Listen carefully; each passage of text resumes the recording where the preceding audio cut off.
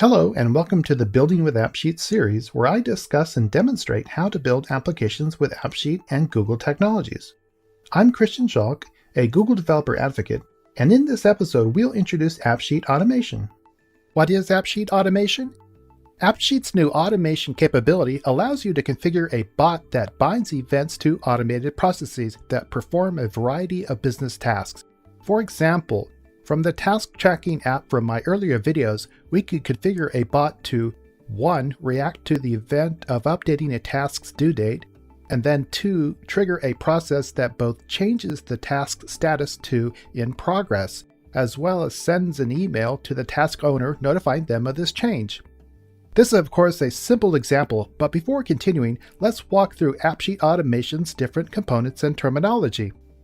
The key components of an AppSheet automation include a bot, which allows you to create or orchestrate automated workflows by combining events with processes, an event itself, which is triggered whenever data is changed or when it is specifically scheduled, the process, which is the overall business process that a bot orchestrates and includes all of the steps and tasks associated with it, and a step, which is an individual step in a process that executes business tasks. And finally, tasks carry out specific actions defined in the process, such as updating a value, sending an email or notification, or branching on a logical condition. Let's dig further into tasks. The different types of tasks include notifications such as SMS, email, mobile, a data change such as adding, deleting, or updating rows, a webhook, which is a standard way to call third-party REST services, and file creation, which allows the process to generate a template-based Google Doc. To better understand how to create automations though, let's walk through a simple example. So for our demo, we return to the familiar task tracking application, and if you recall, we have two tables, tasks and owners, and then in this simplified version, I just have two views, one's for task and then one for its owners. And so now we're going to go ahead and click on the new automation option here on the menu, and just to kind of describe the process that I'm going to create, it's going to have an event that's going to be triggered whenever the task's due date is changed.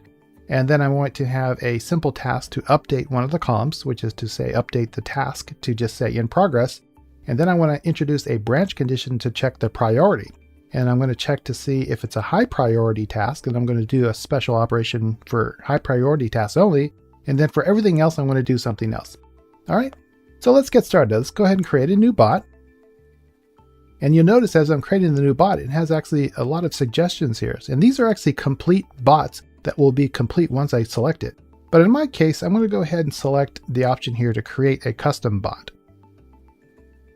All right, and now I just have to choose an event.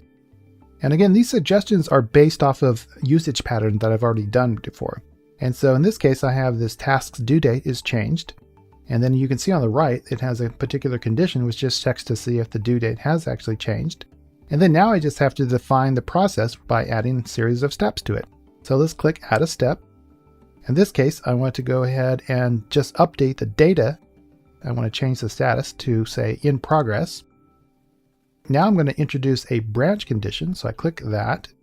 And I happen to have this check if priority is less than 2. So that's essentially a branch on a condition type. And it's using that expression. And so if the answer is no, meaning that's low priority, I'm going to go ahead and do this other step here where I'm going to send essentially an email to the owner. And if I look over here, I'm not really going to customize anything. I'm just going to use the default content. So it's going to generate an automated subject and email body. Now for the other condition where it is yes, meaning it's high priority or priority 1, I'm going to do kind of the same operation, but I'm going to customize it further. So instead of just sending a generic email to the owner, I'm going to update the step name here. I'm going to say high priority. So I'm going to essentially send a high priority email to the task owner. And then here, instead of using the default content, I'm going to update that to be something else. I'm going to actually add the email content directly.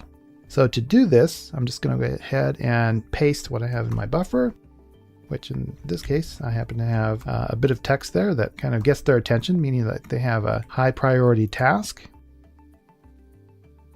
And there we go. So now I have an updated email subject and email body. which basically hopefully gets their attention, and it will also then fill that into the body. All right. So I click save. And now we're just going to test it by updating a task's due date. So I open up the preview window, and I'll just scroll down. I'll select only my tasks. And let's first update this particular task, which is a low priority, priority 4. And we'll change the due date. And I'll just grab any date here and I'll click save. And then we're going to be watching the status column here. So when this switches to in progress, we will know that it was updated. And there we go. Now it says in progress. So let's check our email and we should see, yep, there it is, a very generic email that just gives us the values of the actual task itself, right? So pretty straightforward. So now let's go back and let's update a high priority task, which happens to be this complete budget proposal task.